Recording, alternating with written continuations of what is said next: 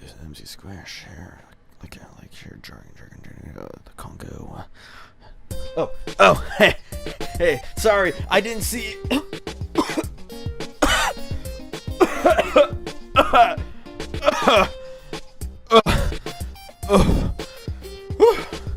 Oh man, it's about time I got rid of that cough.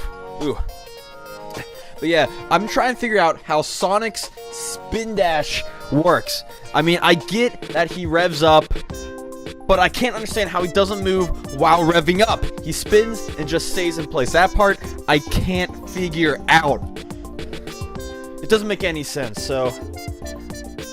Well, it looks like I have to resort to my last option. I gotta play the game that only uses the spin dash. Sonic Labyrinth. It's about time Sonic the Hedgehog got sleazy!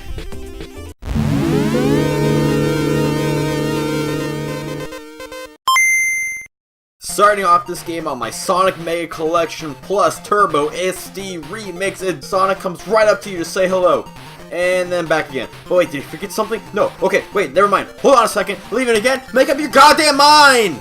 The menu is simple enough. Normal game, time attack, lives and sound options.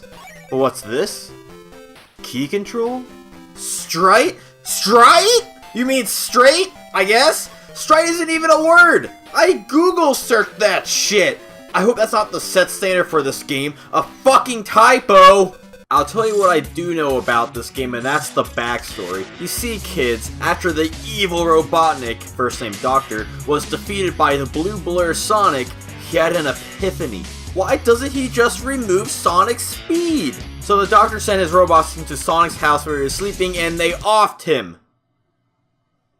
That's what he should have done, but instead Sonic wakes up with slow shoes. You should be so lucky. This is slow sand. Twice as torturous. Same eventual end result. And the only way to stop the Doctor's evil plans is to use the limitless power of the Chaos Emeralds.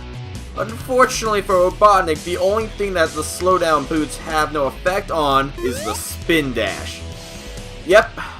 Just gonna make an entire game about one gameplay mechanic. Because clearly, people didn't like the fact that Sonic could walk. Seriously, what a pointless plot. Robotnik knew where Sonic lives and didn't just kill him there. On top of that, he already has the emerald, so he has all this power from the get-go and diddly dicks around with it. And it's not like Sonic woke up with wrecking balls attached to his feet. What the fuck? I just hope the gameplay isn't as ludicrous.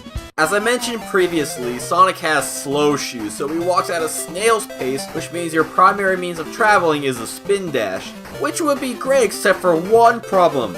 It's too fucking fast! You charge it up and bam, you're everywhere like Sonic strapped onto a rocket covered in butter. Even the lowest setting for speed isn't very friendly. You have to stop almost instantly to turn correctly and still beat the level on time.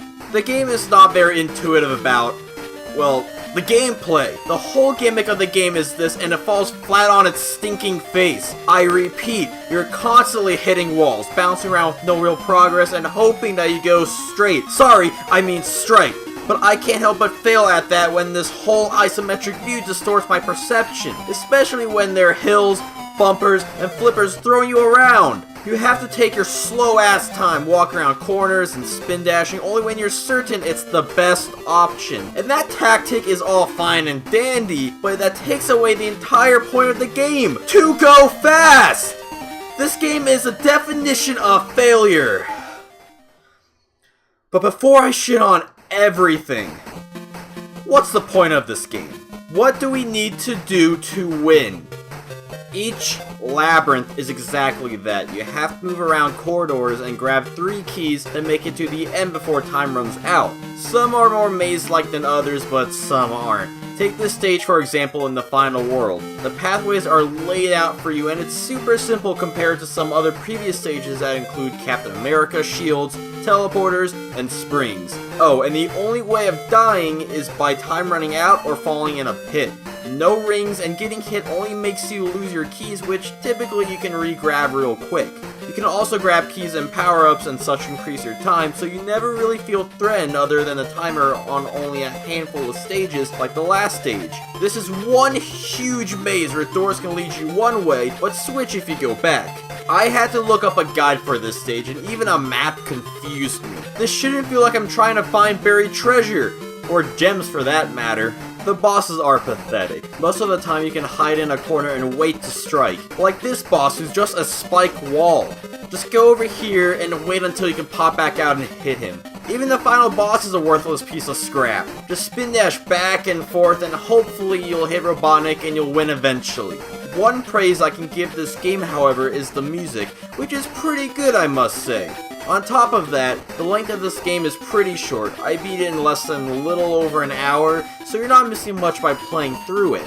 And you may notice that Sonic Labyrinth resembles Sonic 3D Blast with its isometric view and its different take on Sonic. And to this game's credit, 3D Blast had a problem where it forced platforming and the collecting aspect was heavier there with gathering all the flickies, and that game was a lot longer than this. This knew what it was going for and tried to go through with it, but as I mentioned earlier, it still fails to do that right. I'm all for Sonic spin-offs, but they have to be done right, and the franchise as a whole hasn't seemed to pull that off, even going back to something like Sonic Spinball. This is by no means good, and some fans even went to say that this is the worst Sonic game ever. Which is not true. Just play Sonic 06 or Sonic Genesis for two worse games. Sonic Labyrinth is just that. It's a maze of a game that just confuses me why it was even made in the first place. It's like how that classic saying goes, sometimes you just feel like a Sonic in a labyrinth, with only one way in, and no way out. By the way, this is a better Labyrinth game. Just saying. So did I crack the code on how the spin dash works? I think so. Follow me.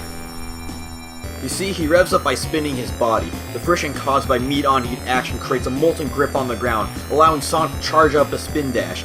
But not at nighttime. Nighttime is too cold. But by reflecting the satellites across Mobius, but only if it's morning in the Congo jungle, can Sonic contain the required meat-to-heat formula.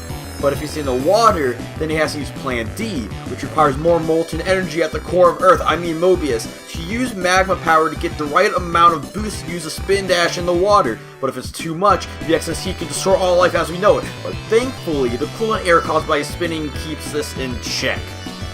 And all in all, I figured it out. That's how the spin dash works. Which makes more sense than Sonic Labyrinth because that game is anything but straightforward. It's straight.